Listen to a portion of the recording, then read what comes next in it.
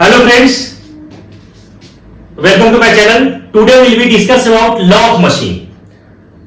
आज मैं डिस्कस करूंगा कि लॉ ऑफ मशीन क्या होता है, एफर्ट और लोड के बीच में उसका हम कैसे रिलेशन को फाइंड आउट करते हैं और इसके परफॉर्मेंस कैसे हम फाइंड आउट करते हैं। अगर मैकेनिकल एडवांटेज लोड के साथ वैरी करते हैं तो इसके परफॉर्मेंस में क्या डिफरेंस आता है, इफिशिएंसी लोड के साथ वैरी करते हैं तो इसकी इफिशिएंसी में क्या डिफरेंस आता है। तो हम इस टॉपिक को सारे कवर करेंगे इस वीडियो के अंदर। तो फ्रेंड्स इस वीडियो में लास्ट तक बने रहें, क्योंकि ये जो चैप्टर है ये इंजीनियरिंग मैकेनिक्स के अंदर ये हमें स्टडी करना है लिफ्टिंग मशीन का। हमने इससे पहले लिफ्टिंग मशीन का वीडियो मैंने ऑलरेडी डाल रखा है। लिफ्टिंग मशीन होता क्या है, आइडियल मशीन क्या होता है, फ्रिक्शन लॉसेस हम लोग कैसे फाइंड आउट करते हैं इसमें, तो ये सारे टॉपिक मैंने ऑलरेडी डाल रखा है, आप इस वीडियो को देख सकते हैं। तो होता क्या था, लिफ्टिंग मशीन का क्या डेफिनेशन था कि ये machine which is lift a heavy load by applying a small effort in a convenient direction। किसी ऑब्जेक्ट को लिफ्ट करने के लिए मशीन के द्वारा कितना उसके ऊपर फोर्स लगाया गया, कितना एफर्ट लगाया गया, that is called lifting machine. अब मैं बात करता हूं कि ये लॉ ऑफ मशीन, ये लॉ ऑफ मशीन होता क्या है, ये रिलेशन को फाइंड आउट करता है, किसका, लोड और एफर्ट के बीच में हमारा क्या रिलेशन है उसके आइडेंटिफाई करता है। इसको हम लोग पढ़ते हैं कि the relationship between load lifted and effort required in a machine that is called lifting machine। अब मैं इसको लिख देता हूं यहां पे, the relationship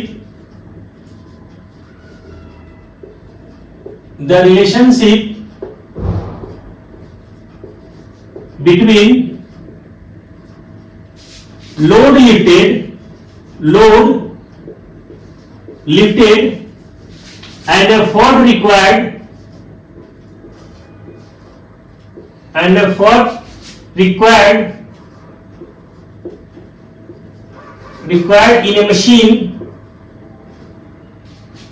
in a machine is called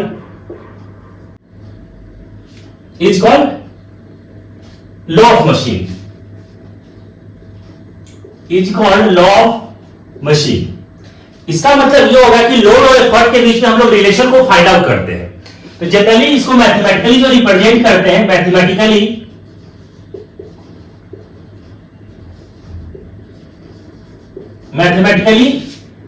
P is equal to mw plus C, ये रिलेशन होता है। P हमारा यहां पे क्या है, P हम लोग एफर्ट को बोलते हैं, P एफर्ट है, m क्या है, स्लोप है,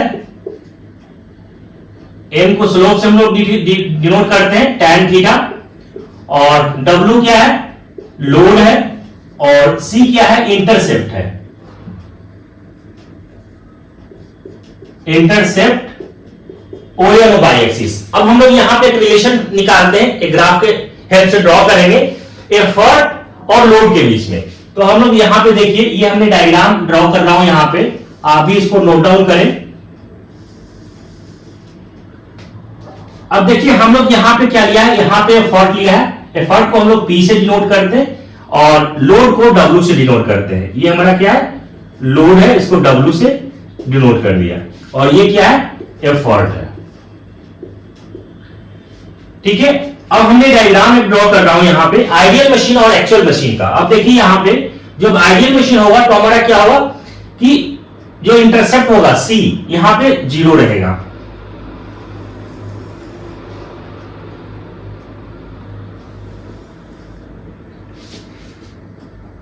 ये O है, X ले लिया मैंने, और ये Y है। ये जो डिनोट कर रहा है ये किसका है, आइडियल मशीन, और ये क्या है, एक्चुअल मशीन, ये डिनोट कर रहा है। अब हमने क्या किया है, यहां ये जो है आपका क्या है, Y एक्सिस पे ये इंटरसेप्ट लिया हुआ है, C क्या है आपका intercept OA on by axis. ठीक है, ये आपका इंटरसेप्ट लिया हुआ है। अब हमने इसमें क्या लिया था कि ये जो स्लोप है, वो स्लोप जो रिप्रेजेंट कर रहा है वो क्या है, ये जो स्लोप है, यही तो स्लोप है। ठीक है, तो इसको हम लोग बोलते हैं वर्टिकल, यहां पे जो लिया है वो क्या है, एफर्ट है, तो इसको हम लोग लिखते हैं डेल P, और ये क्या है आपका डेल W। अगर मैं बात करूं कि यहां से जो हम लोग निकालेंगे तो यहां से क्या हो जाएगा आपका एम जो हम लोग निकालते हैं कैसे निकालते हैं, del P upon del W। ये है, ठीक है, ये हमारा स्लोप को रिप्रेजेंट करता है। ठीक, इस वाले केस में अगर मैं बात करूं कि यहां से इसका नाम दे देता है मैंने ई, एफ और जी। तो यहां पे अगर मैं बात करूं कि लेट पी, यहां पे पी क्या है, अगर मैं बात करूं कि पी एफर्ट जो है, ठीक है, अगर आइडियल एफर्ट की बात करते हैं तो आइडियल एफर्ट कितना है आपका, यहां से यहां तक ये आइडियल एफर्ट है, तो इसको हम लोग लिखेंगे ई एफ। अगर मैं एक्चुअल एफर्ट की बात करूं, एक्चुअल एफर्ट, तो एक्चुअल एफर्ट कितना है, यहां से यहां देखिए ई से जी, ए हमारा एक्चुअल एफर्ट है, इजी। अगर मैं बात करूं कि लॉसेस कितना हो रहा है, फ्रिक्शन लॉसेस कितना हुआ, तो फ्रिक्शन जो लॉसेस होगा, फ्रिक्शन लॉसेस, तो फ्रिक्शन लॉसेस कितना हो गया, इस पूरे में से ई जी माइनस ई एफ, ई जी माइनस ई एफ अगर करेंगे तो क्या आ जाएगा, जी एफ, इस पूरा में से मैंने इसको माइनस कर दिया, तो ये वाला टर्म बचेगा। ये जो हमारा जो हो रहा है, जो जी और एफ जो है, ये क्या हो रहा है, फ्रिक्शन लॉसेस हो रहा है। मतलब हम लोग अगर बात करते हैं कि आइडियल मशीन के केस में हमारा जो इंटरसेप्ट जो है वो क्या है, यहां पे आइडियल मशीन के केस में अगर मैं बात करूं तो यहां पे सी इक्वल टू कितना है, 0 है, वही हमारे यहां पे देंगे सी। लेकिन अगर मैं एक्चुअल मशीन की बात कर रहा हूं तो हमारा जो है इंटरसेप्ट कितना है, ये हम लोग देख रहे हैं, ये हमारा इंटरसेप्ट को रिप्रेजेंट कर रहा है। ठीक है, अगर मैं बात करूं यहां से, इसी केस में मैं निकालूं कि इफिशिएंसी की बात करते हैं, तो इफिशिएंसी हम लोग कैसे निकालते हैं, इफिशिएंसी की अगर बात करें, इफिशिएंसी इक्वल टू कैसे निकालते हैं, P ideal minus P actual, यही तो होता है फॉर्मूला। और पी आइडियल, तो पी आइडियल आपका कितना है, ई एफ, और पी एक्चुअल कितना है आपका, easy.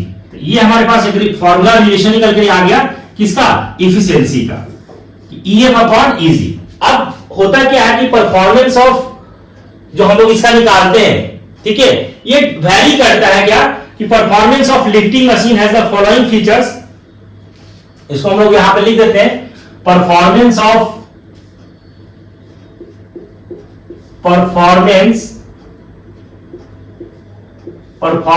Lifting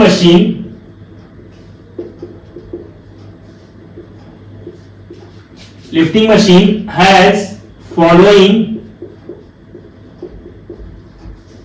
following features. First condition ये कहता है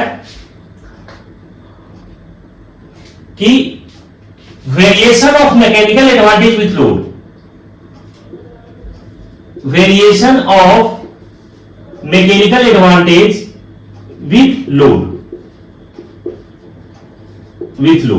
अगर हम मैकेनिकल एडवांटेज और लोड के बीच में वैरी करते हैं तो हमें परफॉर्मेंस में क्या डिफरेंस आएगा, उस चीज को हम देखेंगे। ठीक है, सेकेंड करता है कि efficiency, variation of efficiency with load, ठीक है, अगर हम इफिशिएंसी और लोड के बीच में अगर वैरी करते हैं जैसे परफॉर्मेंस में क्या डिफरेंस आएगा। तो हम अब इसकी बात करते हैं यहां से, तो देखिए अगर मैं इसका बात करता हूं फर्स्ट वाले कंडीशन के लिए, ठीक है, variation of mechanical advantage with load, तो अब यहां से देखिए हम लोग पढ़ते थे कि ए में जो होता है वो W अपॉन क्या होता है, P होता है। W क्या है, लोड है, और P क्या है, यहां पे एफर्ट है। ठीक है, तो यहां से जब आप निकालोगे तो देखो आप, इससे पहले हमने रिलेशन क्या निकाला, देखिए यहां से P equal to MW plus C, अब यहां पे पुट कर दो, तो W divided by MW plus C, ठीक है। अब MW प्लस C, W आप इसमें से क्या कीजिए कि W से डिवाइड कर दो, तो यहां से कितना आ जाएगा, 1 divided by M plus C by W, ये आएगा रिलेशन। अब आप यहां पे देखिए ये हमारा किसका, MA इक्वल टू, अब आप यहां से देखो कि अगर हम W का वैल्यू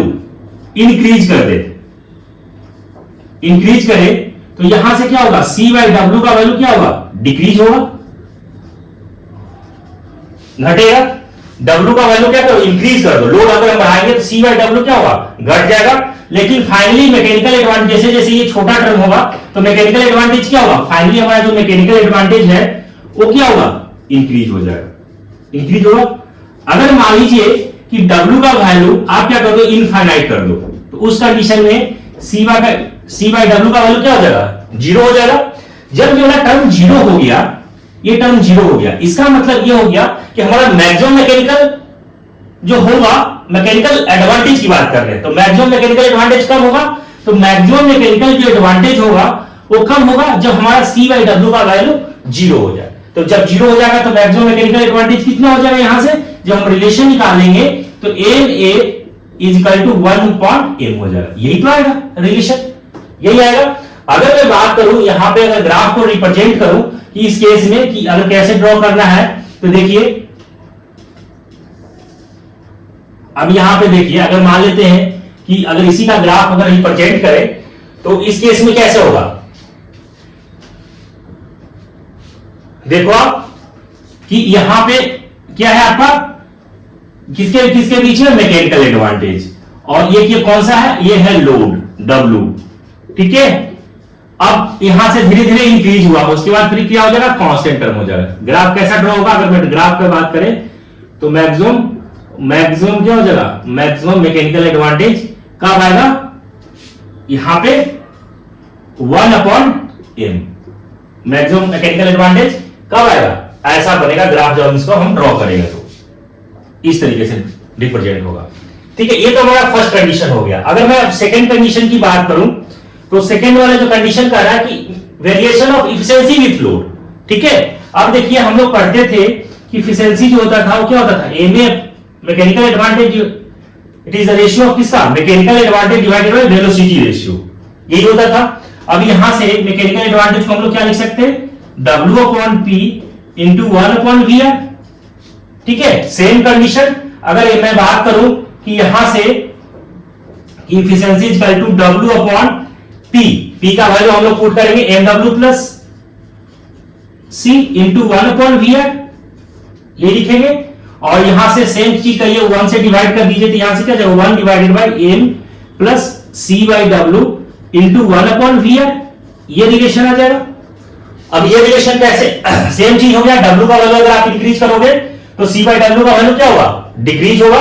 जब W का वैल्यू हम इनफाइनाइट कर देंगे तो हमारा C बाय W का वैल्यू क्या हो जाएगा, जीरो हो जाएगा। इसका मतलब ये हो गया कि मैक्सिमम हमारा जो इफिशिएंसी होगा वो कितना आ जाएगा, मैक्सिमम जो इफिशिएंसी जो होगा वो हमारे पास जो रिलेशन आ जाएगा वो efficiency is equal to 1/m into 1/VR, ये हमारे के पास क्या आ जाएगा, मैक्सिमम इफिशिएंसी आ जाएगा। अगर मैं इसी ग्राफ की बात करूं तो यहां से जब आप रिप्रेजेंट करेंगे, यहां लिखेंगे आप क्या लिखेंगे, इधर लिखेंगे इफिशिएंसी और इधर क्या लिखेंगे, लोड लिखेंगे आप, इधर क्या लिखोगे, लोड। जब आप इधर इफिशिएंसी और इधर लोड कितना आएगा, वेरिएशन कैसे करेगा, इसका जब ग्राफ जब रिप्रेजेंट करेंगे तो ऐसे रिप्रेजेंट होगा।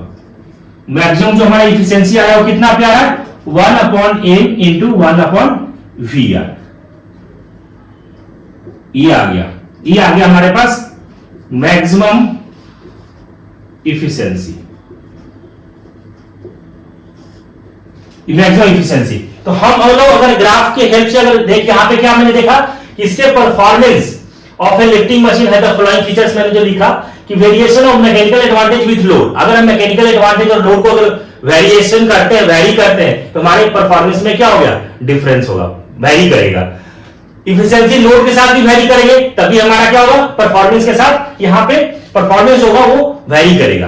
तो हमने ये चीज इसमें क्या देखा कि लिफ्टिंग मशीन के अंदर कि हम लोग इसका रिलेशन कैसे निकालते हैं लॉ ऑफ मशीन में, कि एफर्ट और लोड के बीच में और इसके परफॉर्मेंस में कैसे फर्क पड़ता है जब हम इसका लोड और मैकेनिकल एडवांटेज के बीच में, इफिशिएंसी लोड के बीच में वेरी करते हैं।